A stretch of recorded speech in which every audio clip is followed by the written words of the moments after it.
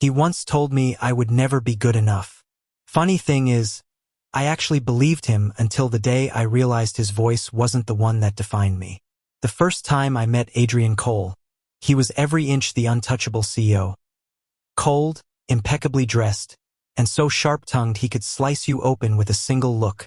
I was just an intern then, carrying coffee in a building where everyone worshipped his name like gospel. He didn't notice me, not really.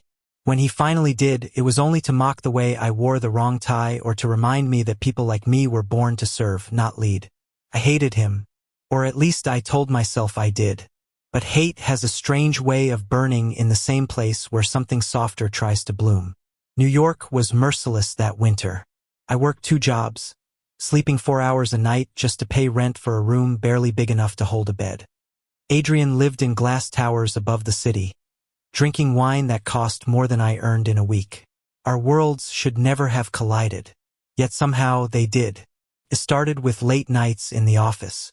The company was on the verge of a massive deal, and I was the only intern reckless enough to stay past midnight, helping the team when everyone else had gone home. That was when Adrian noticed me for real. He walked past my desk once, twice, 3 times until finally he stopped. "You're still here." His voice was laced with disbelief, but there was something else beneath it, something close to curiosity. I didn't look up. Someone has to do the work no one else wants. For the first time, I think I caught him off guard. He expected fear. He expected silence. Instead, I gave him honesty, and maybe that's what unsettled him. From then on, Adrian sought me out. Small at first, an offhand remark about my efficiency, an approving glance during a meeting.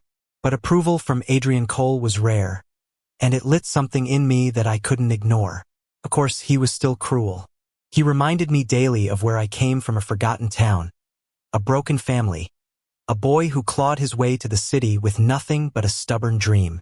He told me I was nothing without people like him to grant me a chance. And the worst part?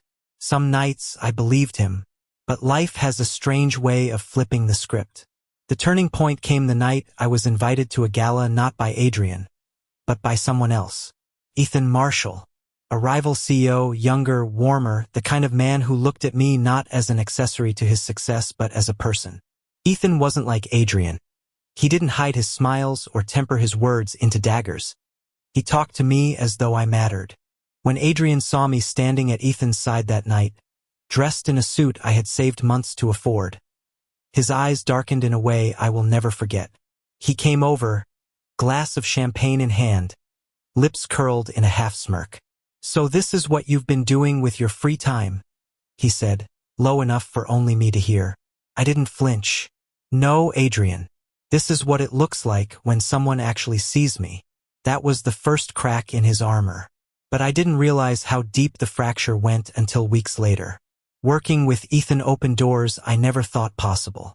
He mentored me, guided me, gave me opportunities Adrian had always dangled like bait, but never truly offered. And slowly, painfully, I began to understand. Love wasn't supposed to feel like chains. It was supposed to feel like wings. And that's when Adrian began to crumble.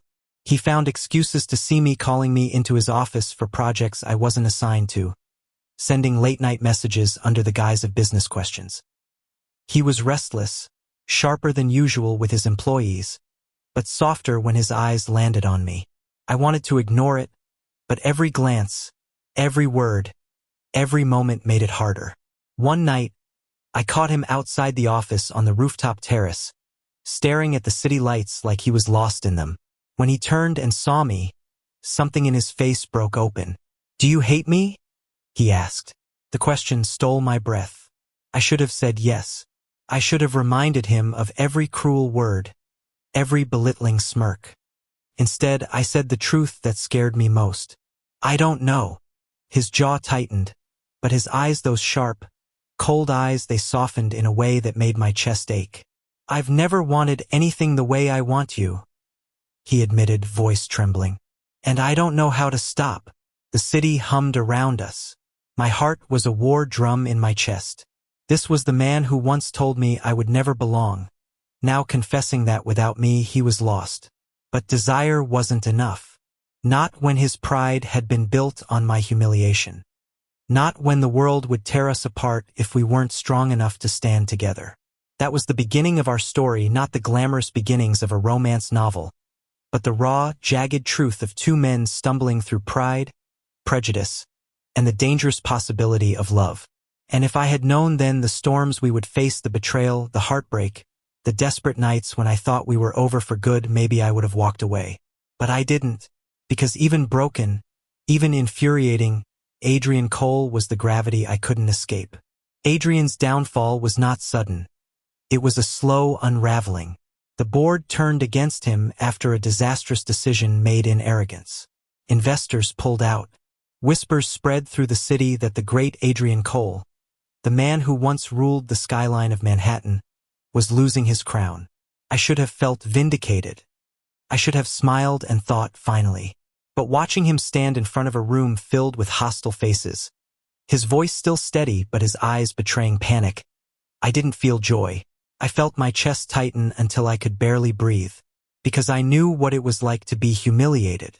And I had once loved him. Maybe I still did. It was Ethan who pulled me back from the spiral. "You don't owe him anything," he told me one evening as we sat in his apartment, the fire casting shadows on the walls. "He built his empire by crushing people like you, like us. Don't forget that." Ethan was right. Ethan was everything I thought I wanted: kind, attentive, protective. And yet, some part of me still turned toward the wreckage of Adrian Cole like a moth to flame. I tried to bury it. For weeks, I avoided Adrian's calls, ignored his late-night messages, told myself he was only reaching out because he had lost everything else. But then came the night he showed up at my apartment. Rain slicked his hair to his forehead, his suit clinging to him as though the storm itself had tried to strip him bare. He stood there in the hallway, shaking, not with cold but with something rawer. "I can't do this without you," he said. His voice cracked, the arrogance gone. "I don't care if you hate me. I don't care if you never forgive me. Just don't walk away." I should have closed the door. I should have let him drown in the consequences of his own pride. But instead, I pulled him inside, gave him a towel, and listened as the man who once looked down on me unraveled at my kitchen table. He confessed everything: the loneliness, the fear, the way he had built walls so high he couldn't breathe inside them anymore. And then he looked at me, eyes rimmed red, and whispered, "You were the only thing real in my life, the only thing I didn't have to buy." It would have been easier if I didn't still love him. The weeks that followed were chaos. Ethan noticed the distance between us, the way my thoughts drifted elsewhere even when I was in his arms. One night, he finally said what neither of us wanted to face. "You still love him," Ethan said softly. "Don't you?" Couldn't lie. "I don't want to, but yes." Ethan's jaw tightened, but instead of anger, he gave me something far worse: kindness. "Then go. Don't waste my time if your heart is already his." It broke something in me to walk away from Ethan, but it would have been crueler to stay. When I returned to Adrian, I didn't find a man desperate to reclaim his empire. I found a man desperate to rebuild himself. He was different, not entirely, not perfectly, but enough. He listened more. He apologized, not once but 1,000 times, until the words no longer felt hollow. Still, I made him fight for it. Because love is not about surrendering to the one who hurt you. It's about making sure they are worthy of being let back in. There were nights I pushed him away, nights I reminded him of every cruel word, every moment he made me feel small. And each time he stayed. He took it, he absorbed it, he answered not with excuses but with remorse. Slowly, I began to believe him. The first time he kissed me again, it wasn't like the firestorms of our past. It was quiet, trembling, a plea whispered against my lips. "Please, let me try." And this time I did. We didn't fix everything overnight. People talked. The world judged. Some called me a fool for going back to him. Others called him weak for loving me at all. But what we learned was that love doesn't need the world's approval. It only needs two people stubborn enough to hold on. Months later, on a crisp autumn afternoon, Adrian took me to a lake upstate. The trees burned in shades of red and gold, the water still as glass. He stood with me on the dock, his hand trembling in mine. I used to think power meant control, he said. But the truth is, I never had any until I met you. You taught me what it means to be seen, to be loved. And I don't deserve it, but I want to spend the rest of my life trying to. He pulled a small box from his pocket, the kind that made my heart slam against my ribs. His eyes, once sharp, once cold, were soft as he opened it to reveal a ring. I'm not asking you to forget the past, Adrian whispered. I'm asking you to let me build a future with you. For a long time, I stared at the ring, at the man who had once been my tormentor and was now my salvation. And then I smiled, tears blurring the world around me. Yes, I said, but only if you promise never to forget where we came from. He laughed, a sound that was still strange to me, still new, still precious. I could never forget. As the sun dipped low and the lake reflected the colors of fire, we kissed, not the desperate kiss of two people clinging to something broken, but the steady, certain kiss of two men who had finally found their way home. Because love is not about perfect beginnings. It's about choosing each other again and again, no matter how many times the world tries to pull you apart. And this time, Adrian chose me, and I chose him, forever. Thank you for listening.